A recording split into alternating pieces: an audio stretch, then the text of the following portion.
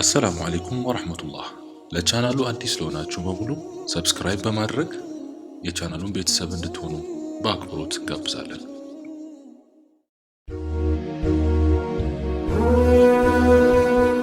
ይሁን እንጂ በሙሽሪኮቹ ጥላ ስር ያሉት በኑ በክሮች በሙስሊሞቹ ጥላ ስር ያሉትን ኹዛዓዎች ሲዋጓቸው ቁረይሾችን ቃል ኪዳኑን በማፍረስ በጥላቸው ስር ላሉት በማገዝ ኹዛዓዎችን ሙስሊሞችን ማለት ነው ተዋጓቸው። ይህን ጊዜ ነበር የኹዛዓዎቹ ባላባት የሆኑት ዐምር ብኑ ሳልም ረሱላችን ዓለይሂ ሰላቱ ወሰላም ዘንድ በመምጣት ሙሽሪኮቹ ያደረሱባቸውን ክህደትና ጭፍጨፋ የነገራቸው። ይህን ጊዜ ረሱል ዓለይሂ ሰላቱ ወሰላም እጅጉን በማዘን ሙሽሪኮቹን መካ ድረስ ሄደው እንደሚዋጉ ለኹዛዓዎች ቃል ገቡላቸው። ቁረይሾቹ በጣሙን ተሸበሩ። የሙሐመድ ዛቻ ተግባራዊ እንደሚሆንባቸውም እርግጠኛ በመሆን የይቅርታ መልእክተኞችን ቢልኩም ተቀባይነት ሊያገኙ አልቻሉም። ከዚያም ረሱል ለማንም ወሬውን በመደበቅ ጉዞ ወደ መካ ሊያደርጉ ዝግጅታቸውን ጀምረው አላህንም ለቁረይሹ ይህን ወሬ እንዲደበቅባቸው ተማጸኑት። በሂጅራ 8ኛው ዓመት በወርሃ ረመዳን ረሱል ዓለይሂ ሰላቱ ወሰላም በብዙ ሺህ የሚቆጠሩ ወታደሮችን አስከትለው ጉዞ ወደ መካ ጀመሩ። ትዕይንቱ ደስ ይል ነበር። በኢማን የመጠቁ ሶሐቦች ከፍጥረታት ሁሉ በላጭ የሆነውን ነቢይ በመሃላቸው አስገብተው የላኢላሃ ኢላላህን ባንዲራ እያውለበለቡ ረዥሙን የበረሃ መንገድ ሌላ ውበት ሰጥቶታል። አቡ ሱፊያንና ሁለት ጓደኞቹ የሙሐመድን ጉዳይ ለማጣራት በማታ ወደ በረሃ ሲወጡ ያ ሰፊ ሜዳ ሰሐቦች በለኮሱት ብዛት ባለው ቀንዲል ወይም እሳት አሸብርቋል። በጣም ተደነቁ። ሙሐመድ ይመጣል ብለው በፍጹም ስላልገመቱ የኹዛዓ ሰዎች ናቸው እንዳንል በፍጹም እንዲህ በረሃውን የሚሞላ ብዛት የላቸው፣ ምን ጉድ መጣብን እያሉ በጭንቅ ተዋጡ። ከዚያም ዓባስ አቡ ሱፊያንን ጠርቶ ይህ እኮ የሙሐመድ ሰራዊት ነው አለው። አቡ ሱፊያንም ደነገጠ። የሚይዘው የሚጨብጠው ጠፋበት። በአግራሞት እየተመለከተ ይህ ሁሉ ሰራዊት ምን ጉድ ነው? ይህ ሁሉ ወታደር እንዴት በሙሐመድ ዙሪያ ሊሰበሰብ ቻለ? ከሀገሩ ትናንት ተባሮ የወጣው ሰው ዛሬ እንዲህ በወታደር ታጅቦ ይምጣ እያለ ማጉረምረም ጀመረ። በዚህ መሃልም አቡ ሱፊያን ረሱል ዓለይሂ ሰላቱ ወሰላም ዘንድ በመሄድ ሰልሞ ወደ መካ ተመለሰ። ረሱላችን ዓለይሂ ሰላቱ ወሰላም ብርቅዬ ሰሐቦቻቸውን አስከትለው የመካን ምድር ረግጠው ከተማዋን መግባት ጀመሩ። ቁጥራቸው እጅግ ብዙ ነው። ሥርዓታቸውና እርጋታቸው ያስደምማል። ምንም እንኳን ብዛታቸው ለቁጥር የሚያዳግት ቢሆንም በአንድ በሚወዱት ሰው ትዕዛዝ ብቻ ነው የሚንቀሳቀሱት።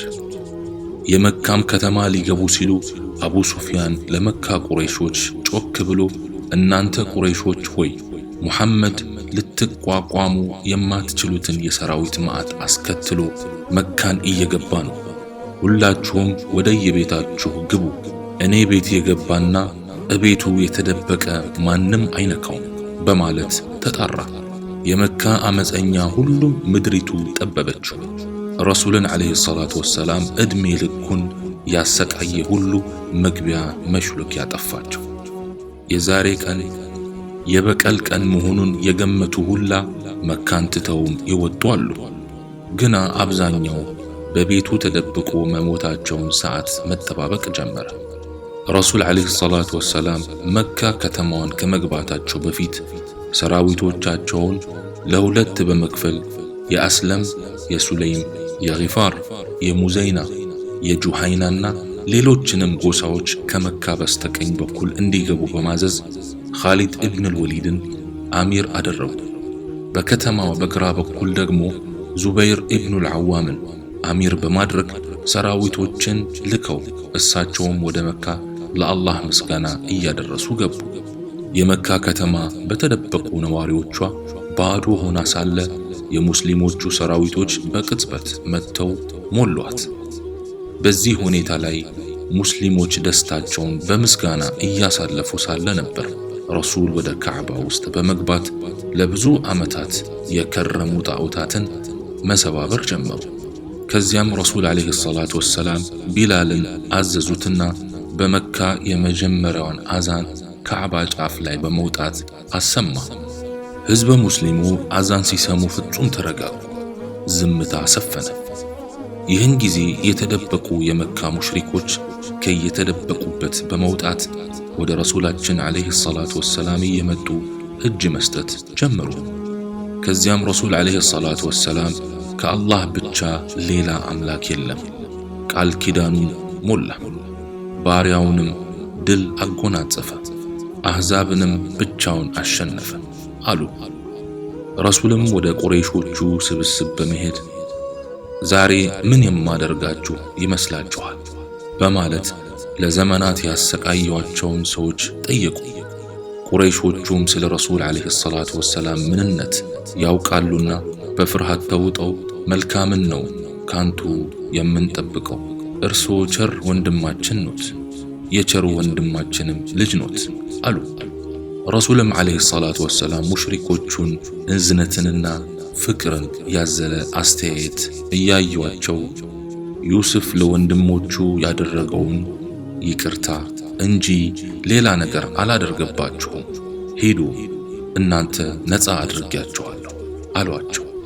ከዚያ በኋላ ረሱልም የእስልምና መሠረቶችን እያስተማሯቸውና የአረብ ነገዶችን ጣዖታት ሰሓቦችን በመላክ እየሰበሩ ለ19 ቀናት ያህል መካ ላይ ካሳለፉ በኋላ ወደ መዲና ተመለሱ።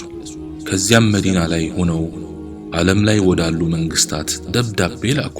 ይህ ደብዳቤ በደረሳቸው ጊዜ ደብዳቤውን ያጣጣሉና የናቁ እንደነበሩ ሁላ በክብር የተቀበሉ መንግስታት ነበሩ። በክብር ከተቀበሉ መንግስታት ውስጥ የሐበሻው ንጉሥ አንዱና ዋነኛው ነበር። የረሱል ዓለይሂ ሰላቱ ወሰላም ደብዳቤ እሱ ዘንድ ሲመጣ ለደብዳቤው ክብር ብቻ ከዙፋኑ ላይ ወርዶም ነበር። ወደ ግብፅ ንጉሥ ሙቀውቅስም ረሱል ዓለይሂ ሰላቱ ወሰላም ደብዳቤ በላኩ ጊዜ ሙቀውቅስ ምንም እንኳን ዲነል ኢስላምን ባይቀበልም ደብዳቤውን በክብር ተቀብሎ ለረሱል እጅ ነስቶ ስጦታዎችንም ጨምሮ ልኮ ነበር።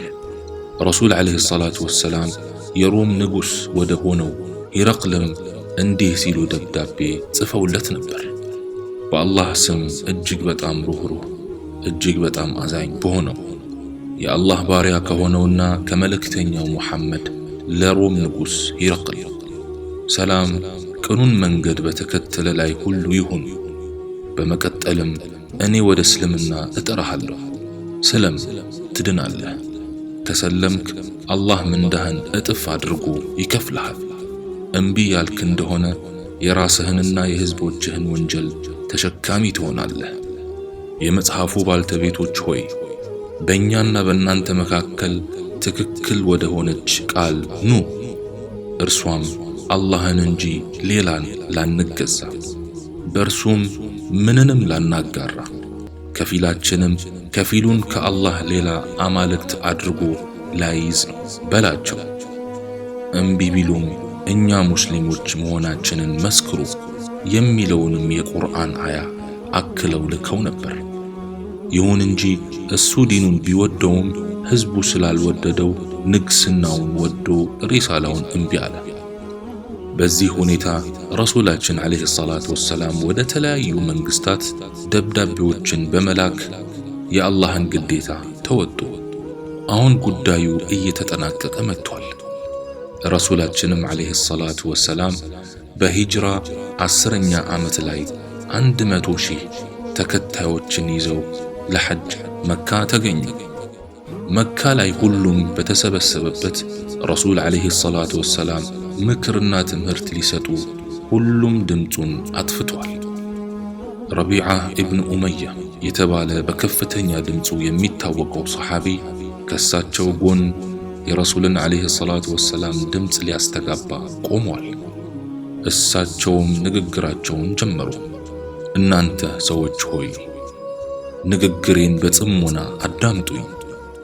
ምናልባት ከዚህች ቀን በኋላ በዚህች ቦታ እንደማገኛችሁ አላውቅምና እናንተ ሰዎች ሆይ እንደዚህ እንደተከበረው ቀን ሁላ እንደዚህ እንደተከበረው ወር ሁላ እንደዚህ እንደተከበረው ሀገራችሁ ሁላ ደሞቻችሁና ንብረቶቻችሁ በእናንተ ላይ ሐራም ነው እያሉ ረሱል ዓለይሂ ሰላቱ ወሰላም ህዝቦቻቸውን ብዙ ከመከሩ በኋላ በመሃል ውዱ ጓደኛቸው አቡበክር የረሱል ዓለይሂ ሰላቱ ወሰላም ሞት መቃረቡን በመረዳት እየተንሰቀሰቀ ማልቀስ ጀመረ። ፊዳከ አቢ ወኡሚ ያ ሐቢበላህ። ከዚያም ረሱላችን ተልእኮውን ማድረሳቸውን ሰሓቦች ካስመሰከሩ በኋላ አላህ ሆይ መስክር፣ አላህ ሆይ መስክር፣ አላህ ሆይ መስክር በማለት ኹጥባውን አጠናቀው ወደ መዲና ተመለሱ። በ11ኛው ዓመተ ሂጅራ በወርሃ ሰፈር ረሱል ዓለይሂ ሰላቱ ወሰላም ሮምን ስነ ስርዓት ለማስያዝ ከፍተኛ ቁጥር ያለውን ወታደር አዘጋጅተው በመካከላቸውም ወጣት የሆነውን ኡሳማ ኢብኑ ዘይድን በመሪነት ሹመው ላኩት። ይሁን እንጂ ሰራዊቱ ከተንቀሳቀሰ በኋላ ረሱል ዓለይሂ ሰላቱ ወሰላም በጠና በመታመማቸው ሰራዊቱ በሙሉ ወደ መዲና ተመልሶ ገባ።